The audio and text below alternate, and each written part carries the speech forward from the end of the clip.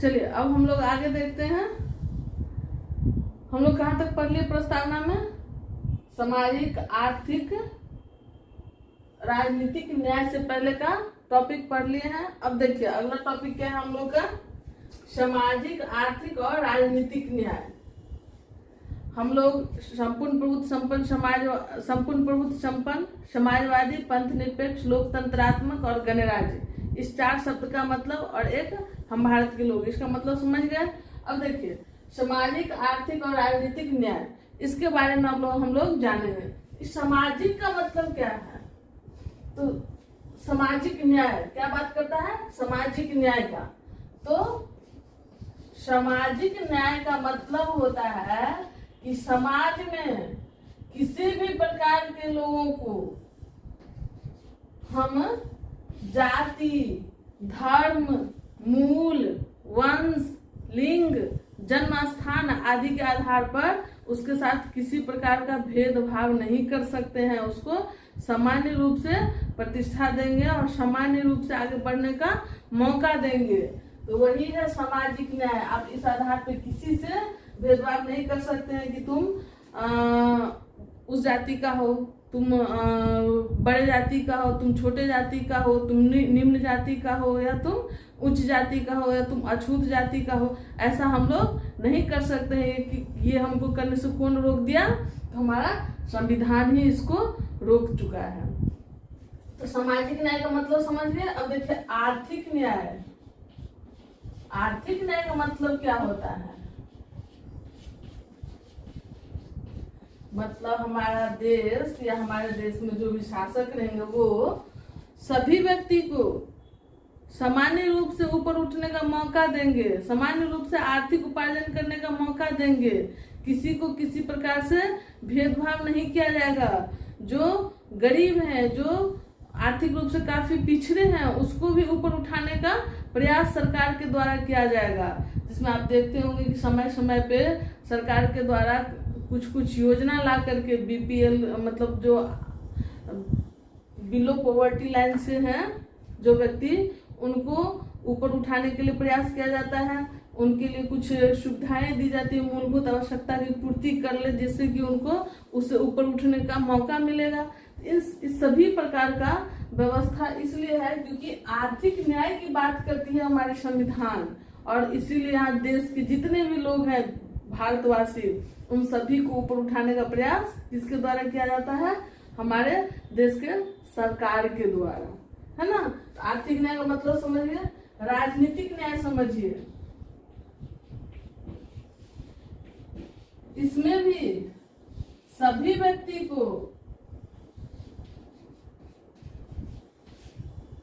किसी भी राजनीतिक पद को प्राप्त करने के लिए आप भेदभाव नहीं कर सकते हैं। कोई भी व्यक्ति जो भारत का नागरिक है वो संविधान के जो भी संवैधानिक राजनीतिक पद है उस पर अपना वर्चस्व के उस पर अपना उस पद को प्राप्त करने के लिए उस पद का जो तरीका है प्राप्त करने का, मतलब जैसे मुखिया का पद है तो चुनाव लड़के है, विधायक का पद है चुनाव लड़के है, मुख्यमंत्री का पद है तो एक पार्टी के जो मतलब पूरे राज्य के अंदर जितने भी विधायक चुने गए हैं उनमें से 50% प्लस 1 विधायक अगर उनको चुनते हैं तो वो उनको मुख्यमंत्री बनाएंगे। तो जो भी क्राइटेरिया है उसको फुलफिल करके राजनीतिक पद जो भी प्राप्त करना है तो कोई भी भारतवासी प्राप्त कर सकते हैं। इसमें किसी प्रकार का भेदभाव की बात नहीं है। चुनाव आता है तो वोटिंग करने की जहाँ तक बात होती है तो हम पूरे भारतवासी किसी प्रकार के भेदभाव के बिना वयस्क मताधिकार का बात की गई है, तो इसी को राजनीतिक न्याय कहते हैं। अब देखिए इसको समझ गए। अब हम लोग जानेंगे विचार, अभिव्यक्ति, विश्वास, धर्म और उपासना की स्वतंत्रता। न्याय का बात अब देख ले। न्याय में क्या था? 3 प्रकार का न्याय था, सामाजिक, आर्थिक और राजनीतिक न्याय। अब हम लोग देखेंगे विचार,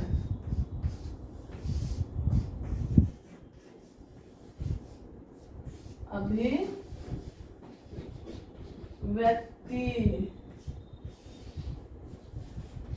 विश्वास,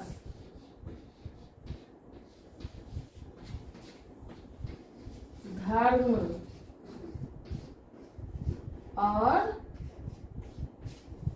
उपासना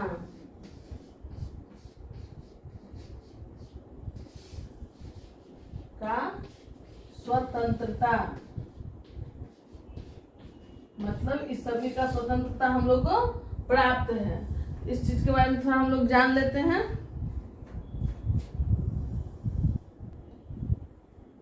चलिए हम लोग इस चीज को देखते हैं। विचार, अभिव्यक्ति, विश्वास, धर्म और उपासना का स्वतंत्रता।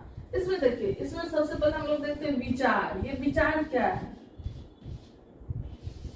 विचार, अब किसी भी बात पे, किसी भी विषय पे हम लोग पहले विचार विमर्श करते हैं। तो किसी भी विषय पे, किसी भी मुद्दा पे, किसी भी टॉपिक पे आप विचार विमर्श कर सकते हैं, अपना मत रख सकते हैं और उस निर्णय को लागू कर सकते हैं। तो इसी का बात किया गया है। इसकी स्वतंत्रता है कि आप अपने विचार को प्रकट कीजिए या फिर उससे संबंधित, उस विचार से संबंधित निर्णय ले सकते हैं। इसका आपको स्वतंत्रता है।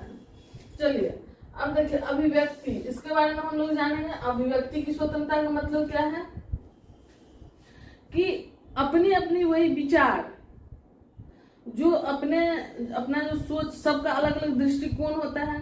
तो मान लीजिए कि ग्लास है, उसमें आधा ग्लास पानी है और आधा ग्लास खाली है। तो कोई व्यक्ति अपने दृष्टि से देख सकता है कि आप कह सकते हैं कि आधा ग्लास पानी है, आधा ग्लास भरा हुआ है।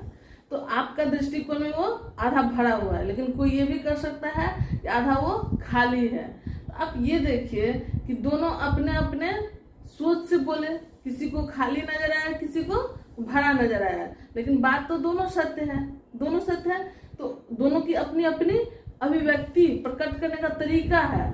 अपनी भावना, अपनी जो सोच है, अपनी जो दृष्टिकोण है, उसको प्रकट करने का स्वतंत्रता है। और उस स्वतंत्रता के कारण कोई खाली बता रहा है, कोई भरा हुआ बता रहा है। तो इस तरह की जो अभिव्यक्ति है, किसी भी मुद्दा पे, किसी भी वस्तु से संबंधित, किसी भी सोच से संबंधित, उसको अभिव्यक्त करने का स्वतंत्रता है आपको।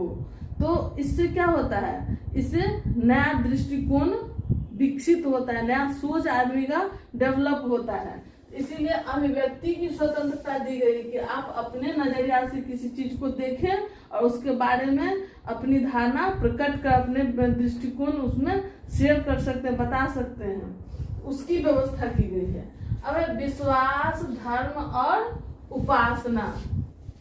अब देखिए, आप किसी भी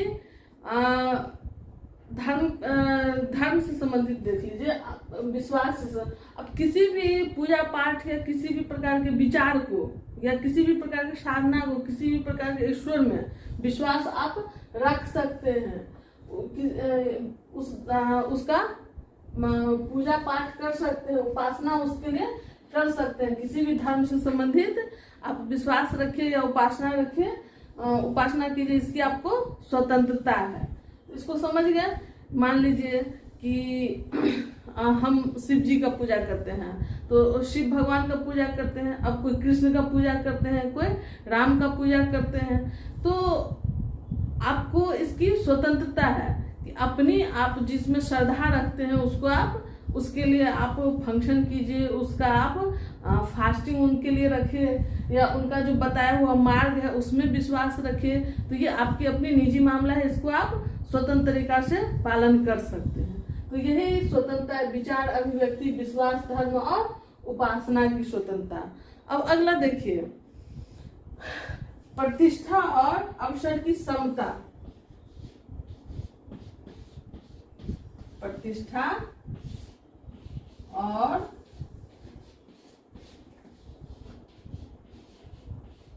अवसर की समता।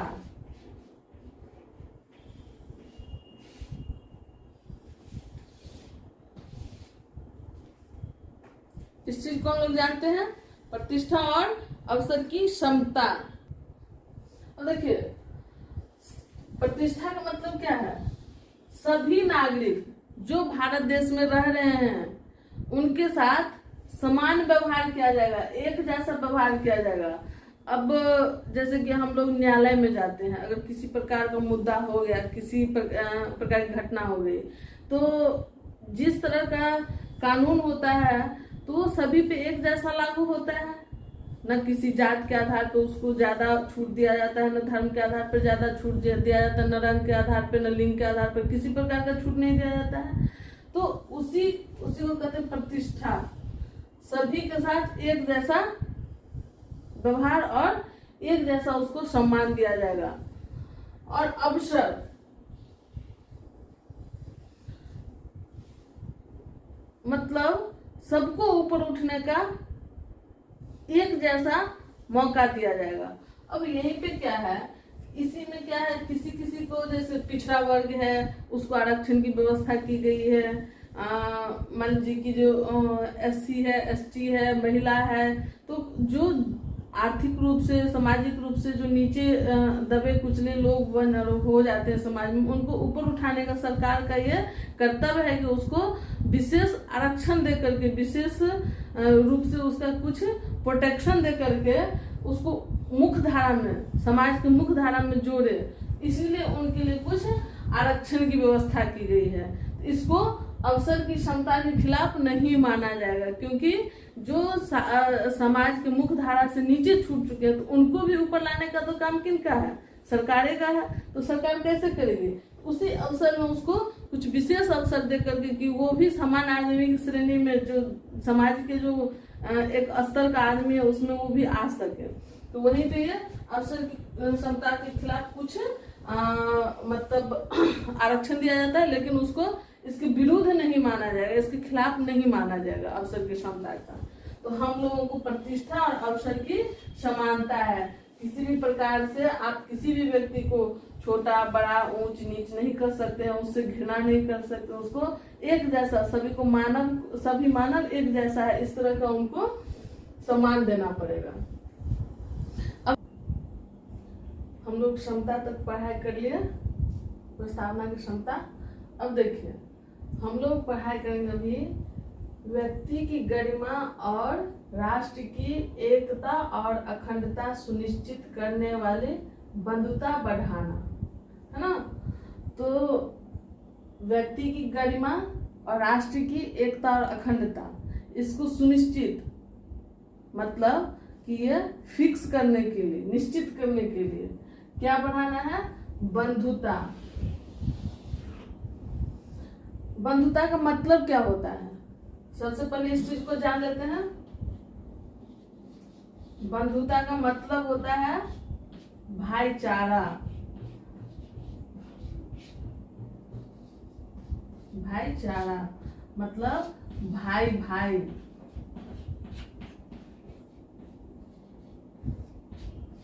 जैसे परिवार में दो भाई होते हैं तो भाई भाई वाला संबंध होता है। एक भाई दूसरे भाई के दुख सुख में हमेशा साथ देते हैं, एक भाई दूसरे भाई के कठिनाई में हमेशा खड़े रहते हैं, सुख में भी सब मिलजुल के खुशियां मनाते हैं। तो इसी को बंधुता कहते हैं। तो देश में ऐसा माहौल हो, हमारा भारत देश में इस तरह का व्यवस्था हो जिससे सभी व्यक्ति में, सभी नागरिक में क्या होना चाहिए, बंधुता की भावना होनी चाहिए, भाई भाई की भावना होनी चाहिए। इस भाई भाई के भावना को बढ़ाना, भाई भाई की भावना तभी कैसे बन सकता है, इस चीज को देखना पड़ेगा कि भाई भाई का भावना कैसे बना रहेगा। तो इसके लिए इससे पहले हम लोग पढ़े थे प्रतिष्ठा और अवसर की क्षमता। तो प्रतिष्ठा और अवसर की क्षमता जैसे ही देंगे मनुष्य में, उस मतलब किसी भी व्यक्ति को अगर सामान्य प्रतिष्ठा मिले, किसी प्रकार से उसमें भेदभाव नहीं किया जाए, उसको आगे बढ़ने का समान मौका दिया जाए, बराबर अवसर दिया जाए, तो भाईचारा की भावना उसमें बढ़ेगी। और जैसे ही भाईचारा की भावना बढ़ेगी तो क्या होगा, देश अखंड हो जाएगा, इसे कोई तोड़ नहीं सकता है, एक हो जाएगा। और एकता और अखंडता वाली देश जैसी ही रहेगी और उसमें गरिमा की भी भाव उत्पन्न होगा, मतलब स्वाभिमान की भाव, अपने अंदर एक पॉजिटिव सोच कि हम किसी से कम नहीं हैं, हम किसी से छोटे नहीं हैं, हम किसी से घृणित नहीं हैं, इस तरह की भावना उसमें होगी तो गरिमामय जीवन हो जाएगा उसका।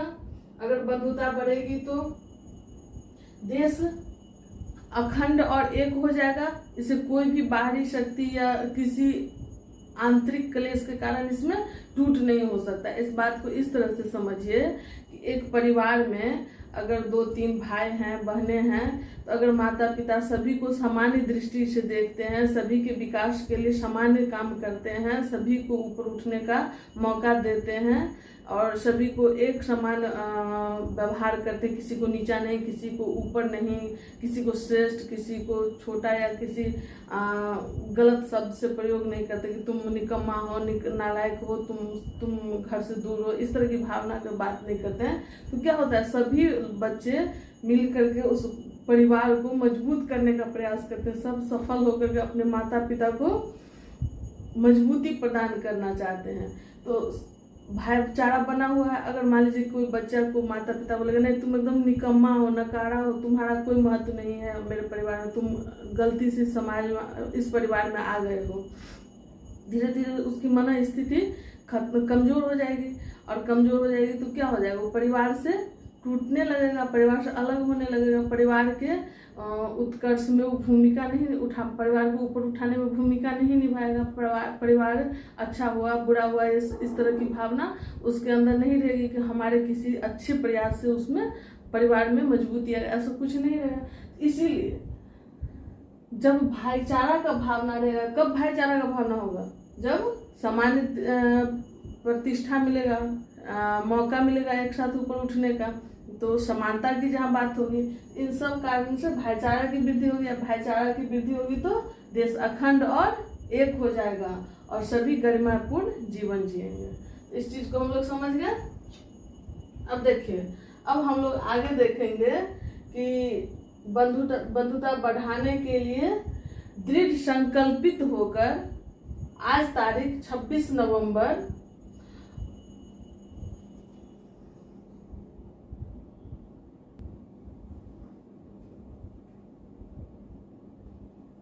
देखिए, हम लोग देखे कि बंधुता बढ़ाने के लिए दृढ़ संकल्प होकर अपनी इस संविधान सभा में आज तारीख 26 नवंबर 1949 ईस्वी मिति मार्गशीर्ष शुक्ल सप्तमी संवत 2006 विक्रमी। अब इस तिथि का बात की गई है कि हम जो संविधान की अभी चर्चा किए, हम जितना उसमें बताए कि सबका मतलब बताए, उस सभी पूरे संविधान को प्रस्तावना के साथ कब स्वीकार किया गया, तो इस तिथि को स्वीकार किया गया। तो पूछता है कि संविधान को कब भारत के लोगों द्वारा स्वीकार किया गया। संविधान को 26 नवंबर 1949 ईस्वी को स्वीकार किया गया था और उसी 26 नवंबर 1949 ईस्वी को ये जो लिखा हुआ है मिति मार्गशीर्ष शुक्ल सप्तमी संवत 2006 विक्रमी, यही तिथि है। ये अंग्रेजी कैलेंडर के हिसाब से 26 नवंबर 1949 और हिंदी कैलेंडर जो भारत के पंचांग है, हिंदी पंचांग, उसके अनुसार से ये तिथि है मिति मार्गशीर्ष शुक्ल सप्तमी संवत 2006 विक्रमी। तो विक्रम संवत के हिसाब से, जो विक्रम संवत को हिंदी भारत के हिंदी कैलेंडर ने स्वीकारा है, अंग्रेजी कैलेंडर को भी भारत में मानता है और हिंदी कैलेंडर को भी। तो ये हिंदी कैलेंडर विक्रम संवत के आधार पर आधारित है। इस विक्रम संवत की शुरुआत कब हुई थी, तो 57 ईस्वी पूर्व। पूछता है कि विक्रम संवत की शुरुआत कब हुई थी, तो 57 ईस्वी पूर्व। तो जब ये 1949 का साल चल रहा था, उस समय विक्रम संवत के हिसाब से 2006 का साल चल रहा था, 2006 ईस्वी हो रहा था उस समय। तो इसीलिए लिखते हैं कि मिति मार्गशीर्ष शुक्ल सप्तमी संवत 2006 विक्रमी। इस चीज को समझ लिए कि ये तिथि क्यों लिखते हैं। बच्चे याद करने में तो याद करते हैं, प्रस्तावना पाठ में भी बताते हैं, लेकिन वो ये नहीं जानते हैं कि ये तिथि क्या है और ये तिथि क्या है। कभी कभी तो बच्चे इस तरह से कंफ्यूज होते हैं कि 1949 ईस्वी और ये 2006 ईस्वी, ये तो नया इधर आसपास के साल की बात कर रही है। नहीं, ये 2006 इसलिए है कि ईस्वी पूर्व ईसा मसीह के जन्म से 57 वर्ष पूर्व ये संवत शुरू हो चुका था, और ये 1949 में आने पे अगर हम जोड़ते हैं तो ये 2006 होता है। विक्रम संवत के अनुसार 2006 ईस्वी होता है 1949 ईस्वी में। अभी 2023 में क्या है, तो 2023 में विक्रम संवत के अनुसार से 2080 वर्ष चल रहा है। जैसे अभी हम लोग लिखते हैं ना, वर्तमान समय में क्या है 2023 ईस्वी। अभी हम लोग को लिखना होगा किस साल का जिक्र करते हैं, 2023 का। तो वर्तमान में 2023 किसके अनुसार से, अंग्रेजी कैलेंडर के अनुसार से। और विक्रम संवत के अनुसार अगर अभी का समय साल लिखेंगे तो क्या लिखेंगे, 2080। उसी प्रकार से 1949 ईस्वी लिखा गया किसके हिसाब से, अंग्रेजी कैलेंडर के हिसाब से, और 2006 विक्रम संवत के हिसाब से लिखा गया था। चलिए हम लोग समझ गए इस तिथि को। अब हम लोग आगे देखेंगे कि क्या है। आज तारीख 26 नवंबर 1949 मिति मार्गशीर्ष शुक्ल सप्तमी संवत 2006 विक्रमी को एतद द्वारा इस संविधान को अंगीकृत, अधिनियमित और आत्मार्पित करते हैं।